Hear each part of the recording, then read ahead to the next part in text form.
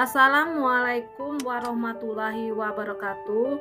Kali ini saya akan menyampaikan best practice saya yang berjudul meningkatkan motivasi belajar peserta didik pada materi barisan dan deret arit matematika melalui model pembelajaran Problem Basic Learning atau PBL berbantuan media Canva pada peserta didik di kelas 11-nya SMA Negeri Tiang Pumpung Kepungut menggunakan metode STAR, situasi, tantangan, aksi, refleksi hasil, dan dampak terkait pengalaman mengatasi permasalahan siswa dalam pembelajaran. Perkenalkan, nama saya Tati Sumira, NIP mahasiswa 4012300086. Saya berasal dari LPTK Universitas PGRI Lubuk Linggau. Saya bertugas di SMA Negeri Tiang Pumpung Kepungut, Kabupaten Musirawas. Lokasi saya berada di SMA Negeri Tiang Pumpung Kepungut, Sekolah Menengah Atas, PPL Aksi 2, pertemuan pertama Senin 20 Januari 2024, pertemuan kedua juga Senin 20 Januari 2024. Situasi. Kondisi yang menjadi latar belakang masalah mengapa praktik ini penting untuk dibagikan, apa yang menjadi peran dan tanggung jawab Anda dalam praktik ini. Kondisi yang menjadi latar belakang masalahnya: 1. Motivasi belajar peserta didik yang rendah. 2. Saya belum optimal dalam memanfaatkan model pembelajaran. 3. Media yang saya gunakan kurang menarik untuk siswa. Praktik pelajaran ini penting dibagikan. 1. Diharapkan dapat memotivasi saya sendiri untuk mengajar lebih baik. 2. Dapat memotivasi serta menjadi referensi guru lain untuk menggunakan media pembelajaran dan pembelajaran yang inovatif. Yang menjadi peran dan tanggung jawab saya dalam praktik ini: 1. Guru merancang rencana pembelajaran yang dapat memberikan pembelajaran yang bermakna serta berpusat kepada siswa dengan menerapkan model pembelajaran inovatif yang disesuaikan dengan bahan ajar. Model pembelajaran inovatif yang digunakan adalah model Problem Basic Learning. 2. Dalam proses pembelajaran, peran teknologi sangat besar untuk mencapai tujuan pembelajaran. Selain itu, penggunaan sarana teknologi yang sesuai akan memberikan pengaruh yang besar dalam meningkatkan minat peserta didik dalam belajar. Tantangannya tantangan ada 2, yaitu pertama tantangan dari siswa. 1. Peserta didik masih belum terbiasa berpikir kritis seperti bertanya atau menanggapi pertanyaan yang diberikan. Kedua, peserta didik masih jarang melakukan diskusi kelompok. Ketiga, peserta didik belum terbiasa dengan pekerjaan LKPD yang berpikir kreatif.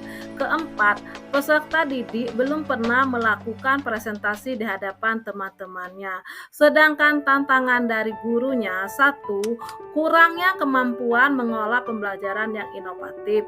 Kedua, belum terbiasa mengintegrasikan TVACK dalam kegiatan pembelajaran yang menarik dan sesuai dengan materi pembelajaran. Aksi. Langkah-langkah yang dilakukan untuk menghadapi tantangan: 1. Mengidentifikasikan masalah yang ada di dalam kelas. 2. Berdiskusi dengan dosen pembimbing, guru pamong, dan rekan-rekan guru PPG mengenai penerapan metode pembelajaran demokrasi yang diawali dengan menyusun perangkat pembelajaran yang terdiri dari RPP, bahan ajar, media pembelajaran, LKPD, lembar evaluasi, instrumen penilaian, dan refleksi. Ketiga, guru perlu memberikan ice breaking lagi sehingga peserta didik fokus kembali pada tahapan pembelajaran selanjutnya. Tidak menganggap selesai mengerjakan tugas, bisa bermain-main atau mengobrol. Guru perlu memberikan tantangan baik secara mandiri atau kelompok untuk bisa memberikan tanggapan atau kesimpulan disertai dengan reward atau penghargaan yang membuat peserta didik tertarik. Guru menyusun kelompok secara heterogen berdasarkan sifat, karakter peserta didik sehingga ketika mereka merasa nyaman bisa bekerja sama dengan teman sesama anggota kelompoknya. Strategi yang pertama, melakukan konsultasi dan kolaborasi dengan dosen, guru pamong, kepala sekolah maupun rekan sejawat untuk menyusunan perangkat dan instrumen yang akan digunakan saat pembelajaran. Kedua, merancang dan merapikan pembelajaran model Problem Based Learning atau PBL berbasis TPACK seperti penggunaan Canva untuk menyajikan materi dan memilih penggunaan media pembelajaran yang konkret sesuai dengan materi pelajaran, karakteristik peserta didik, dan kemampuan guru. Ketiga, menerapkan berbagai kegiatan agar pembelajaran lebih menarik dan bervariasi seperti ice breaking. Keempat, mendorong dan memotivasi peserta didik dalam pemberian reward berupa kalimat pujian maupun apresiasi tepuk tangan. Dalam proses tahap pembelajaran, guru dengan bimbingan dosen dan guru pamong menyusun perangkat pembelajaran yang dibutuhkan meliputi RPP, bahan ajar, LKPD, media pembelajaran berbantuan Canva serta instrumen penilaian. Tahap pelaksanaan proses, guru melaksanakan desain pembelajaran yang telah dibuat sesuai dengan Simtab pembelajaran berbasis masalah atau PBL yang meliputi kegiatan pendahuluan, inti, dan penutup. Tahap ketiga proses yaitu tahap evaluasi dan refleksi. Melakukan analisis hasil evaluasi, refleksi diri, dan melihat hasil observasi teman sejawat terhadap pembelajaran yang telah dilakukan untuk perbaikan serta menentukan rencana tindak lanjut untuk pembelajaran berikutnya. Yang terlibat pada PPL ini: 1. Peserta didik sebagai pusat pembelajaran. 2. Guru sebagai fasilitator. Ketiga, dosen dan guru pamong sebagai pembimbing dalam proses pelaksanaan pembelajaran PPL Aksi 2 ini. Keempat, peserta didik sebagai pusat pembelajaran. Kelima, rekan sejawat yang membantu sebagai terlaksananya kegiatan ini. Sumber daya atau materi yang diperlukan. 1. Bahan pembelajaran, rencana pembelajaran atau RPP dan LKPD. Kedua, media pembelajaran berbantuan Canva. Ketiga, sarana teknologi, laptop, LCD, dan speaker. Keempat, dosen, guru pamong, kepala sekolah, dan rekan sejawat yang selalu mendukung dalam kegiatan.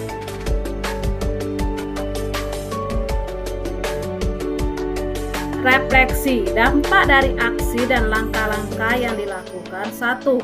Meningkatkan kompetensi guru dalam mendesain pembelajaran yang bermakna, menarik, dan inovatif. Kedua, menumbuhkan keaktifan siswa dalam proses pembelajaran, membangun kerjasama dengan peserta didik lainnya, menumbuhkan sikap berpikir kritis, serta keterampilan berbicara saat peserta didik mempresentasikan hasil diskusinya di depan kelas.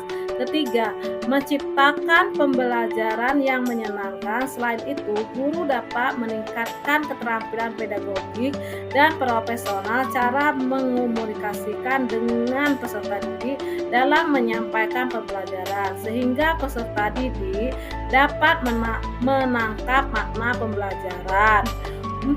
Guru memahami dan membuat sendiri perangkat pembelajaran beserta kelengkapannya seperti LKPD, lembar evaluasi, instrumen penilaian, dan refleksi.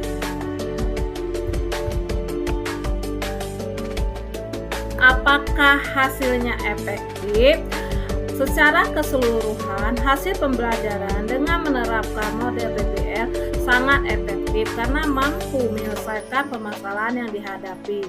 Hal ini dapat dilihat dari analisis penilaian pembelajaran yang telah dilakukan, antara lain hasil penilaian melalui LKPD dan lembar evaluasi menunjukkan peserta didik sudah dapat mengikuti pembelajaran dengan baik saat guru menggunakan model pembelajaran Program Basic Learning atau PBL.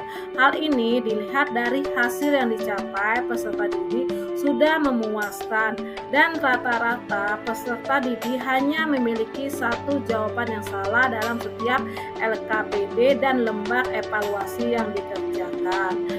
Respon peserta didik terhadap strategi yang dilakukan, peserta didik merasa senang karena proses pembelajaran yang dilakukan menerapkan media pembelajaran yang bervariasi dan menarik sehingga pemahaman tentang materi mudah dipahami.